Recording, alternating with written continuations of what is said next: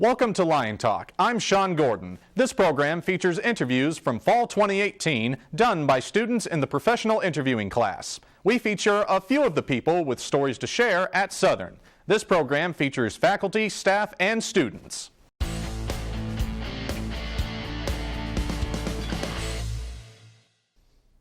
We begin with a visit with a faculty member. For most students, they don't know much about their professors outside of the classroom. In this interview, we find out about the background of Kelly Larson from the Communication Department. Hello everybody, and thank you for joining me today on Lion Talk. My guest joining me today is Mass Communications Professor Kelly Larson. Thank you for joining me today. You're welcome. How's your morning been so far? Well, my morning is pretty typical. Started at 5:15 this morning chasing cows. Teaching is a full-time gig, but I'm a part-time farmer rancher. All right, so you had a busy morning. I did have a busy morning. All right, well, something I didn't know about you when I first met you until you told me you served in the military, right? Correct? I did. I spent 9 years in the military as an enlisted and as an officer. All right, well, today I'm going to ask you some questions about that. Okay. All right, so when did you enlist? I enlisted in 1982, probably long before you were even born. Yep. And I served with the 25th Infantry Division out of Schofield Barracks, Hawaii. And so I spent my first 2 years right out of high school jumping out of planes and chasing things. Why did you decide to enlist? I really wanted to see another part of the world. It allowed me to go to the Philippines and to Korea a couple of times, in Japan, and I really wanted to use my own money to go to college. I didn't want to use my parents, so I got on the GI Bill at the same time. What branch did you serve in? I was in the United States Army, infantry. Why did you choose that branch? I liked the outdoors. I like to walk. I'm a pretty physical person, and it seemed like the path of least resistance for me. So, were you actually deployed to combat? Not while I was an enlisted soldier. That happened, I got out in 1985, and went to college and got a degree and went back into the military. I actually did 2 combat tours in Desert Shield, Desert Storm, and Determined Resolve in the 91-92 time frame in Saudi Arabia. So, what was that like? Boring and scary, I guess, is the way to talk about that. Like periods of intense boredom, sitting in a foxhole, but then scary too when you figure out that people are trying to kill you. You have that realization when you're alone by yourself at night, like these people are really trying to kill us. Yeah. So I guess that's probably it. But I'm a faithful person. I believe in Jesus, so it all worked out. Yep. Well, after you got done with the Army, what made you decide to become a professor? I had a lobotomy. I had my brain taken out, and then I became a professor. No, I'm just kidding. Mm-hmm. I always thought that I wanted to go to law school, but I was a really good debater, so I decided to become a debate coach. And in order to do that, I had to get an advanced degree at the college level. Did you learn any skills in the Army that you use as a professor? Time management. Time management. Do you enjoy being a professor? I do. I like being at this school. This is my third. I taught at North Dakota State University right out of the box, and then I taught at a Tier 1 institution, University of Missouri in the state. And then here, this is probably more of a teaching school and a first-generation college student school, which is probably better for me because I always cheer for the underdogs. Well, what was it like transitioning from being a soldier to being a civilian? I don't think it was as hard for me as it was for some of my fellow soldiers, especially people that had, I obviously know a lot of people that have PTSD. I've never had those kind of issues, but trying to find the worth of what you're doing is a lot harder in civilian life than it is in the military life, I would think. All right. Well, those are all the questions I have for you. I want to thank you for joining me today. I also want to thank you for your service. Thank you. And, you're welcome. I appreciate it. I hope you have a great day. Well, I'm retiring in 10 months, so it's pretty good. That'll be it, and we'll be back right after this. Thank you, Marco. Faculty members work with students in a variety of ways on campus. Our next interview features a member of the music department who works with students to share special music presentations. Hello everyone, I'm Dylan Noblin and welcome back to Lion Talk. With me today is Dr. Susan Smith. Susan, how are you doing today? Just fine. That's good. Right now she is the director of a concert coming up featuring traditional Swedish and Nordic songs. Susan, can you tell us a little bit about this concert? Sure. This is a result of the chamber singers, 15 of them, going to Scandinavia in June. I went with them. The leader was Dr. Charlo. And so we decided that we wanted to be a part of the international semester. Since we had gone to Sweden and Finland, we went to a Baltic state, Estonia. But I thought it would be a great time for us to learn some Scandinavian art songs and share them with people, as well as afterwards we're going to have some treats that are Scandinavian treats. I am 1/4 Swedish and 1/4 Norwegian, so I grew up with this, and so it was perfect to do that. Swedish music, Swedish treats. It sounds like a blast. Yes. Can you tell us a little bit about the music that will be performed at this concert? Sure. From Norway, which has the greatest amount of art song that people would know outside of Scandinavia. We have Edvard Grieg, but it wasn't known in anything but German or English translation. And just in recent years, now we see it in the original language and being published that way.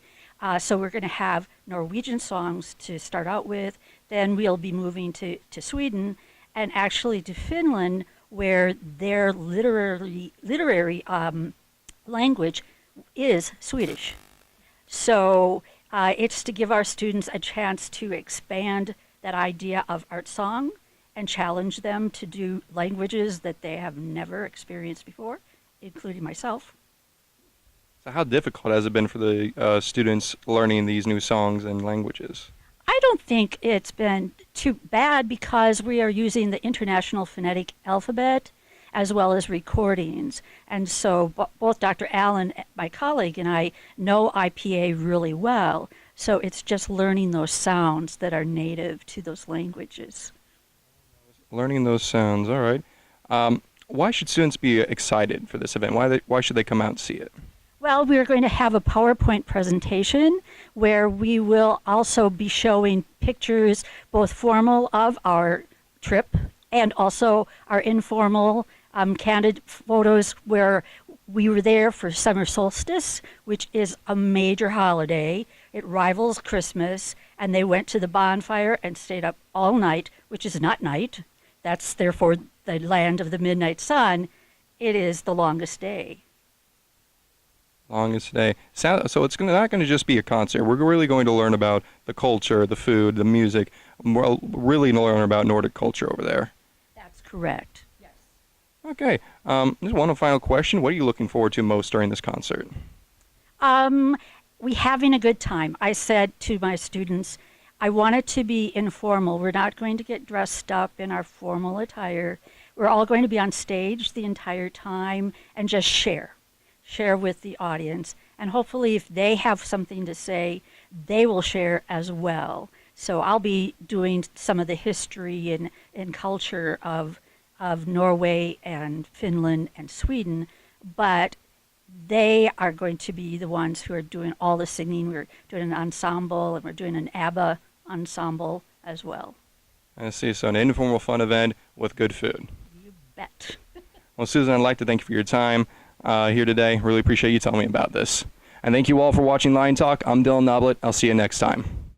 You don't have to be in the classroom to impact students. In our next interview, I had a chance to find out about a department on campus that helps students aim for success. Good day, everyone. I'm Shaun Gordon for Lion Talk, and I'm here at the Student Success Center on the MSSU campus. And joining me today is a very important member of the Student Success Center. So, ladies and gentlemen, please give a hand for Academic Skills Specialist Craig Thompson. How are you doing today, sir? I'm doing well, thanks. I'm so glad you agreed to come on to the show today to discuss what goes on here at the Student Success Center. My pleasure. We'd love to tell you. Okay, so what I'm going to be asking you about is basically what I said before, what goes on here, what you do, and why it's important for students to consider coming here. Okay, so as an academic skills specialist, what are some of your duties and responsibilities here? Well, I oversee the tutors, and so I help them arrange their schedules, and oversee the students who come in and get the tutoring here. I also teach UE 150, which is an academic skills class. So that encompasses that.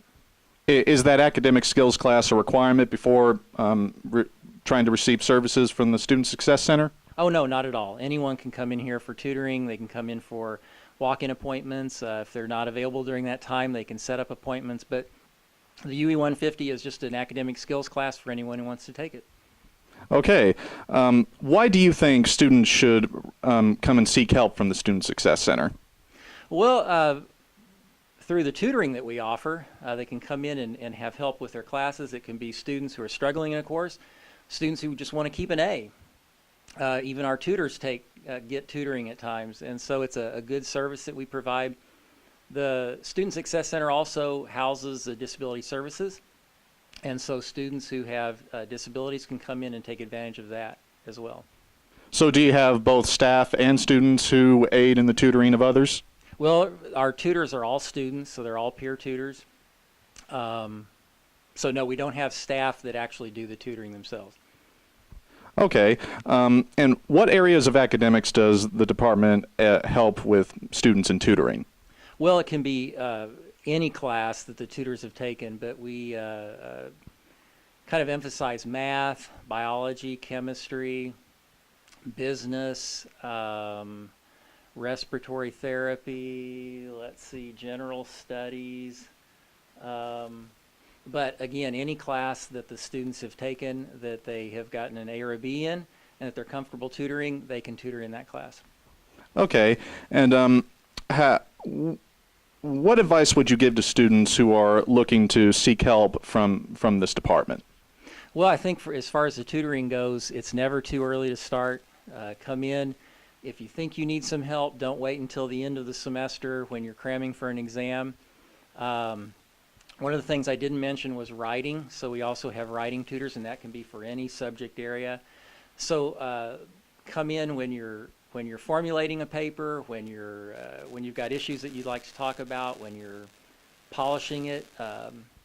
So just come in as early as possible and get help whenever you need it, whether it's just in general study skills or working on a particular assignment. But just come by. Okay. How do you determine which academic area a student needs help with the most? Well, that's up to them. That's simply when they come in and ask for help. It's whatever assignment, whatever class, whatever topic they want help with. Okay. And what is the first step this department takes in helping a student, depending on which academic area they need help in? Well, again, we just offer the service, and they come in and they can approach whatever tutor works with them in that certain area, and they can go with that. If a student wants to come in and talk with me to identify aspects that they'd like to work on, they're certainly welcome to do that as well. Okay. Well, thank you so much again for coming to speak about this on Lion Talk, and hope you have a great day. Thank you. You too. Yeah, hope we can do this again sometime. Sure. All right. Well, that's all for Lion Talk for now. I'll see you next time. Looking for a convenient update on what's happening around Joplin? MSSU students provide live coverage of all City Council meetings on the first and third Mondays of every month at 6 p.m. Meetings are also shown on the following Tuesdays at 7:30 p.m. Only on KGCS TV can you see the Joplin City Council meetings. We hope you tune in. Welcome back to Lion Talk. I'm Shaun Gordon. We continue our visits around campus with a trip to the University Relations and Marketing Office. Our next interview introduces us to one of the newest staff members, someone you may recognize from his earlier work on television in Joplin. Hello and welcome to Lion Talk. I'm Veronica Gazaway and I'm here with Mike Olmstead. How are you today, Mike? I'm good. Thank you very much. Great. Okay, we're just going to talk a little bit about your position here at University Relations and Marketing Office. What is your official job title? It will never fit on a business card or on a lower third or CG on a television screen. It's the Director of News Services and Messaging. That would fit. It's not that long. Story guy. Story That's what guy. It should be called story guy. How does that vary from what you did before? I'm not anchoring. I'm doing feature stories on campus. So while I do produce the stories, I'm not producing a newscast, an hour-long newscast, what I had done in my previous occupation. So, What made you decide to leave that occupation? I think just to try something different, have some better hours, more conducive to family time, and obviously this has helped tremendously with that, but also be able to tell more feature stories. I couldn't do that when I was anchoring a nightly newscast as much as I wanted to, so this allows me to kind of get out and have a little bit more fun and do some fun storytelling. How long did you work in news before you came over here? News for 7 years, TV 22 years, so it's been a while. What did you do before news? Sports. And do you miss that? Every once in a while, but I get a little bit of everything here, so I feel like what I might miss out in the past, I'm getting it right now in a shorter version, so it's a lot of fun. Okay, so besides writing stories, what are some of your other duties here? Well, print is big when it comes to that, of course the video, which we touched on, and then just having another set of eyes on everything that kind of goes out of our office, because we deal with a lot of information, as you well know. Do you feel overwhelmed with those responsibilities, or do you feel like your years of experience? It was a change, but I feel very comfortable with it, and having to get used to about 1 million meetings a week is fun as well. So yeah, it's a potpourri of excitement. You can use that. Okay, thank you. Do you have long-term plans in this office?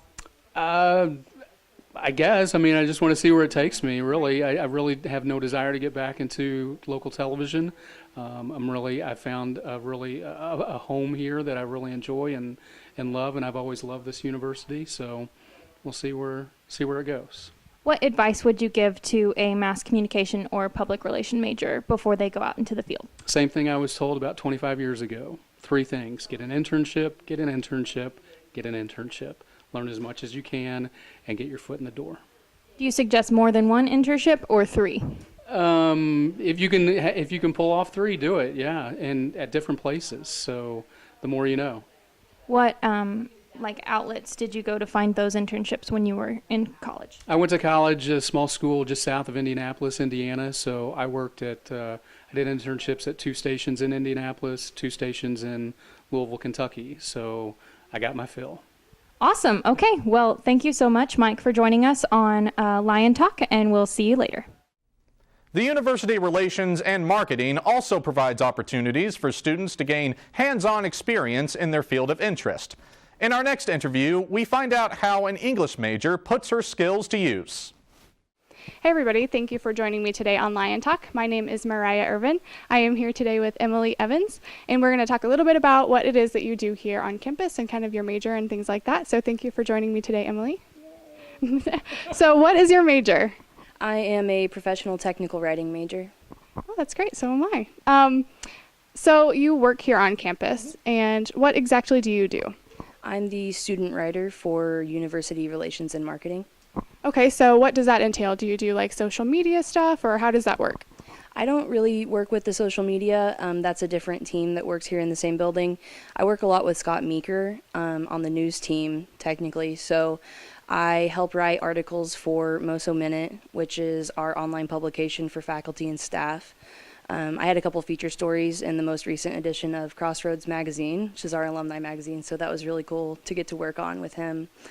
A lot of my job entails, just calling people around campus when they have events and things like that, and putting out press releases and other stuff like that. So you're getting kind of a lot of the on-the-job experience, yes. And yeah, so like useful for your major. Mm-hmm. So what's your favorite thing about it? What do you like the most? I think my favorite thing is, well, other than the creative environment and getting to work with other creative people, that's a new thing for me. I've worked in retail and food and business, construction. But I've never worked on a creative team before. So it's really nice to get to work with other people who are really passionate about a lot of the same things. So kind of the change of pace. And how did you find out about this job? What did you find it on HireLine? I know a lot of people do that here on campus. Is that something that happened for you too? I wasn't actually actively looking for this, but I got an email at the end of last semester from Dr. Joey Brown, who is my professional technical writing professor. And she said that Scott was going around campus literally begging people to take the job or to apply for the job. And it was something that she thought I might be interested in. So she sent me a link for the job posting on HireLine, and I went ahead and applied for it. And a couple weeks later, they called me for an interview. So that was really exciting. I didn't exactly expect it to happen, but it did. Well, that's amazing. Thank you for joining me today and chatting with me about what you do on campus and kind of your major and all the fun stuff that we do here at school. So I appreciate it. And thank you guys for joining me today on Lion Talk.